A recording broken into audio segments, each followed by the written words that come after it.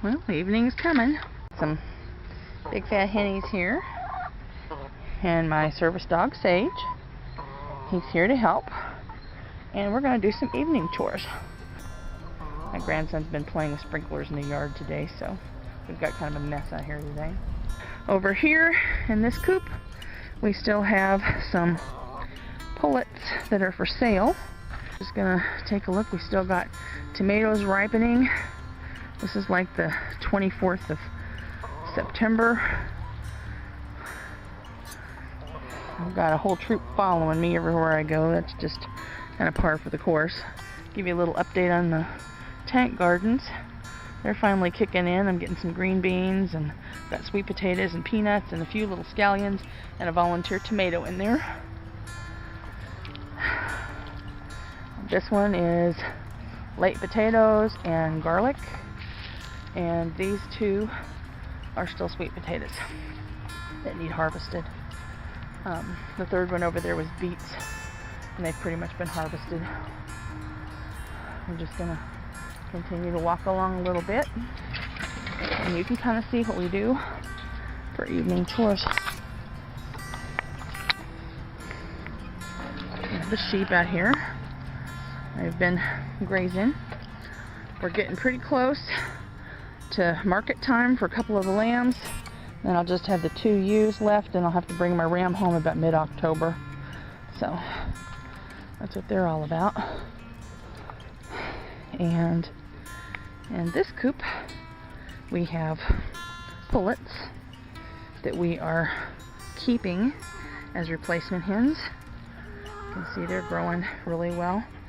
As soon as I get the last of the ones that I'm selling sold, these pullets are going to be moved to the yard so they can be further turned into the lap pets that I'm used to. But when I come out of an evening, first thing we're going to do, we're going to come in here, we're going to check water, which a lot of times I just have to reach in here and feel if it's full or not. And I make sure we've got grain in the feeder, which we have. And we'll have to put a little bit more water in. Like I said, evening chores, much relaxed pace. Not a big hurry for things. It's been pretty warm lately. We've been in the 90s with heat index of 100 again. Last little jump into summer. Fill this up and bring it over to the coop. Sheep are ready for their dinner. Oh my, they are so hungry. Let's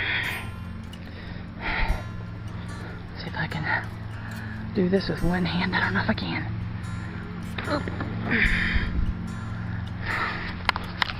It's easier with 2 hands for sure. Someday I'm going to have to get me a tripod. But basically, you just fill up the little tank. And when we get to the top, we're done. The turkeys are out on forage, so I'll be bringing them in a little bit.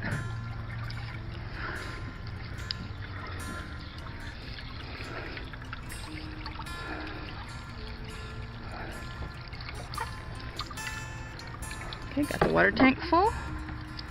Time to feed those sheep. Come on, sheepies. Come on. Let's have a little grain. Come on. Come on. These are grass-fed sheep. Now, probably not in the true sense of the word, but they are getting a little bit of scratch grain. And scratch grain has just a little bit. See a little handful here? 2. That's all. 3. And that's their grain ration right there for 4 sheep. They just get enough that they come up here every night and look me over, see what I got for them, and it keeps them all friendly and healthy and wanting to come back to me. And that's all we need. Just that much grain. And like I said, that wouldn't mean they're strictly grass-fed, but the small amount of grain that I'm feeding them is really insignificant. So, okay. Now we're gonna come over here and we're gonna do the hard part for a while. And that is, I'm gonna cool my jets in this chair and just relax, enjoy a little scenery. This is the hard part of choring. Try to just spend a little time out here of an evening. It's quiet.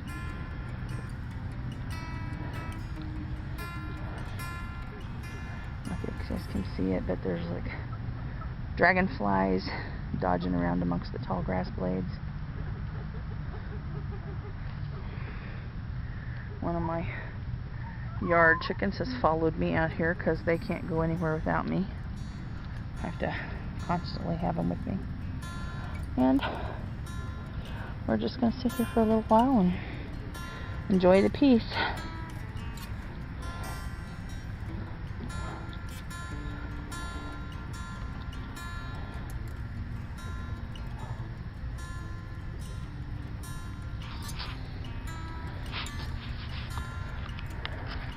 You can see that the two lambs are the two back behind ones. They were born in March, so they're, let's see, April, May, June, July, August, September. They're just now like 6 months old, and they're as big as one of the ewes, and just about as big as Mama. And then I got my boy here. He's here to help. And he is a lot of help most of the time, but mainly he's here for security and safety in case I have an issue out here with my arthritis and I can't get up or get moving or fall down or some weird thing. So he's my security net. Okay, I'm just gonna sit here and enjoy the view for a little while. Winding down this evening, I've kind of gotten everything ready so that I can get the turkeys put away fairly easily. Like I said, they're free ranging, so they aren't always in too happy of a mood to get back in their pen after they've been out for a while. If I've been letting them out of an evening about maybe 2 or 3 hours, that way when it starts getting dark they're ready to go back to their roost, and it makes things pretty easy. I've got the front door of the barn open, as you can see. I have their pen inside of the barn open. I've already filled their feeder, filled their water for the night, made sure everything's ready for tomorrow. So all we have to do tomorrow is just open the door, and I know they've got fresh food and water in there. And like I said, of an evening, we just kind of pick at it. We don't have to hurry real fast. I take time to enjoy the animals and look them all over, make sure everything's fine and dandy. And that's kind of a part of my chores, believe it or not. The eye of the shepherd, or the eye of the farmer, is important. You want to look all your animals over every evening, make sure they're healthy, make sure they're eating well. That's the purpose of giving that little handful of grain, is all the sheep come up every evening. I can inspect them, I can count them, I can make sure that, from the comfort basically of my little lawn chair here, I can make sure that my flock's in good shape.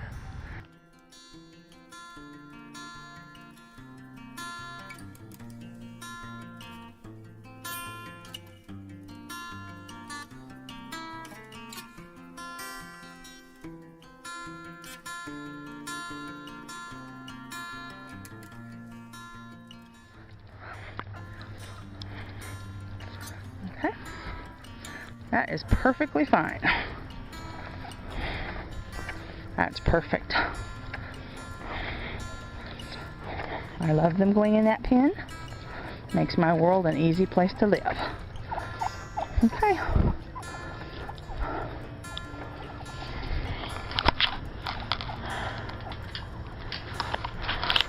I'll show you how we get them in. They volunteered to go to that little pen, which is fine.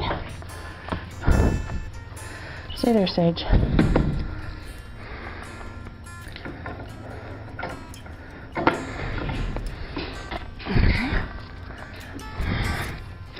a turkey roundup.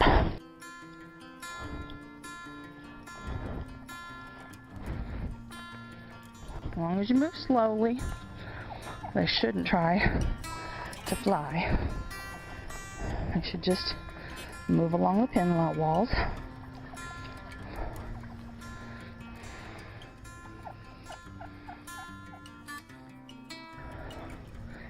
So moving slowly.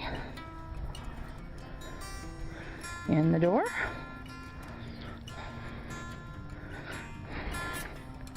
This is why they seem to do better going in the big door when I'm trying to herd them as a flock, because when one finds a way, they'll all start working their way around that door. Okay. And one door. And in the next door.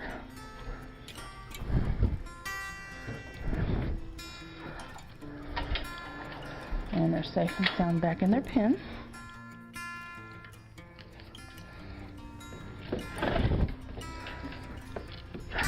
Push shut for the night. And it's always good to have the feeder full so that when they get back in there, they got something to snack on and they really enjoy it. So there you have that. Now we're ready to put the pullets away. And if I waited until dark, they would all go to bed. But I'm tired of being out here tonight, so I'm gonna put them to bed. And I've got them conditioned basically to a stick. Take up a stick. Come on. Come on. Come on. Come on. Come on, girls. Come on. Come on. Come on. Come on. Come on. Come on, get in your house. Come on. Come on. Alley-oop. Everybody in. Come on. There's always those few that want to go under. Ah. Come on. Ah. Last Mohican. Shut the door. And all is well. Not too hard. On to the next batch. Same deal basically applies with this group. Got me a little stick. Come on. Come on. Come on. Come on. Come on. And they go for the night. I have this little group, like I said, pinned up. These are for sale. And so I wanted to keep them separate from the rest of them. And so I've got them pinned for the night. They do have, let me open this up and show you. They do have a feeder and water in there, so they're set for that. Okay, now we're on to the big girls.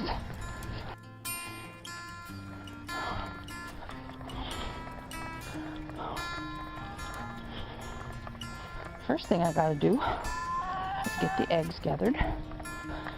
And right now I've got several that are meat chickens that are in the laying flock, and there is one big main disadvantage to having meat chickens in a laying flock, and that is they can't use the nest box. So I'll come over to this coop and we'll see what we have in the way of eggs. Got one down here on the floor. I'm just going to move it to the nest box for now. And then sprinkle a little rain in here.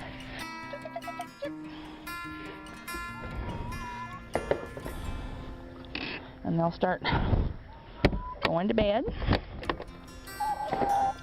And since it's so hot, I'm still pinning my fatties in this extra pin. Come on. Come on. Hurry up.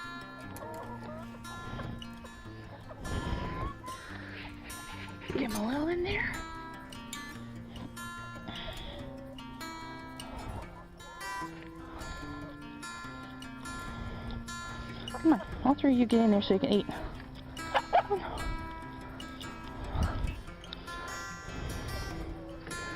All the fatties. In go the fatties.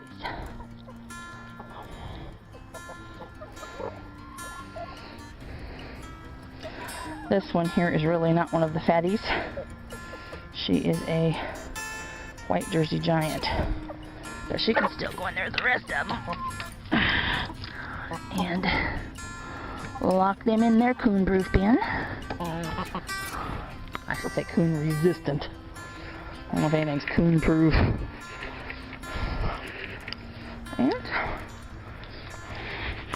got two more gals out. They just got to get to bed here while I gather the eggs for the night. We've got two right now. I think my grandson gathered a couple earlier today. Going to bed early is always a hard thing, hardship. It's like every little kid. Nobody likes an early bedtime, except me.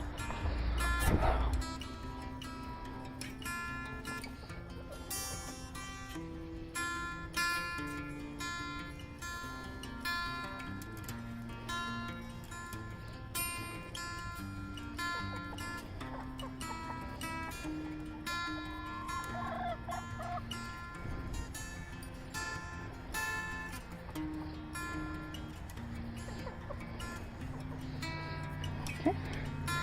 In they go. And the door goes closed. And gotta feed this dog. And then we are done with chores. Thanks for following along.